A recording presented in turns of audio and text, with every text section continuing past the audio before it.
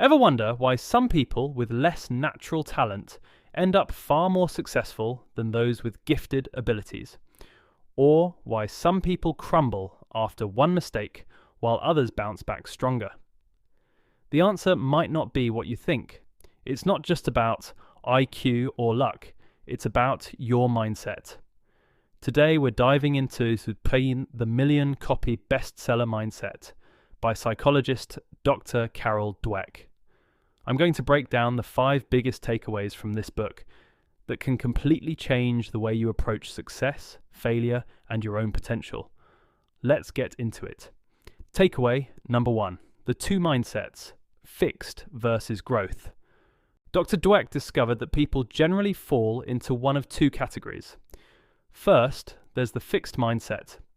This is the belief that your qualities are carved in stone. You believe you have a certain amount of intelligence, a certain personality, and a certain moral character, and that's it. In this world, success is about proving you're smart or talented. On the flip side, there's the growth mindset. This is the belief that your basic qualities are things you can cultivate through your efforts. It doesn't mean everyone can be Einstein, but it means everyone can change and grow through application and experience. Key lesson: in a fixed mindset, you are focused on looking smart. In a growth mindset, you are focused on becoming smarter. Takeaway number 2, effort is the path to mastery, not a sign of weakness. If you have a fixed mindset, you might believe that if you have to work hard at something, you must not be very good at it. You might think, things come easily to people who are true geniuses. But mindset flips this script.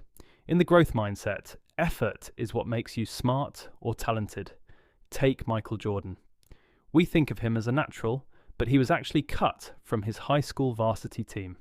He wasn't a natural. He was the hardest working athlete in the history of the sport.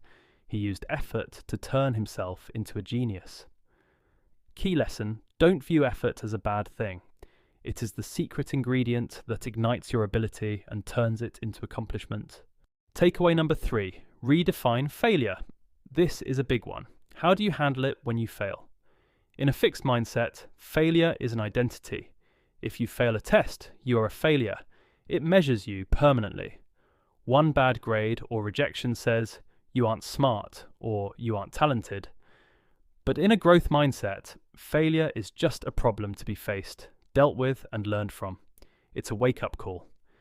Dweck talks about students who, after doing poorly on a test, said they would study harder or try a different strategy next time. Fixed mindset students said they would study less or even consider cheating. Key lesson: failure is an event, not an identity. Don't let the setback define you. Let it teach you.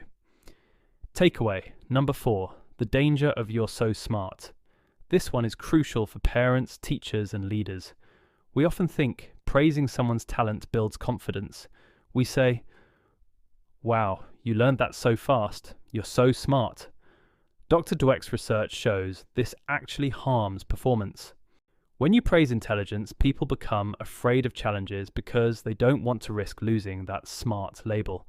Instead, you should praise the process. Praise the effort, the strategy, the focus, and the perseverance. Key lesson: don't praise the person. You are brilliant. Praise the process. I love how you tried different strategies until you solved that. Takeaway number 5, you can change your mindset. The best news from the book is that mindsets aren't permanent. You can change them. The brain is like a muscle. It changes and gets stronger when you use it. It starts by hearing your fixed mindset voice. When you face a challenge, that voice might say, "What if you fail? You'll look like a failure." You can reply with a growth mindset voice. Most successful people had failures along the way. Key lesson: success isn't about being perfect right now. It's about the power of yet. You might not understand it yet. So, are you operating with a fixed mindset or a growth mindset? The amazing thing about this book is that once you know these 2 mindsets exist, you can't unsee them. You start catching yourself, avoiding challenges or judging yourself, and now you have the tools to flip the switch. If you enjoyed this summary, hit that like button and subscribe for more deep dives into books that change lives. Let me know in the comments, which mindset do you think you have? Thanks for watching and keep growing.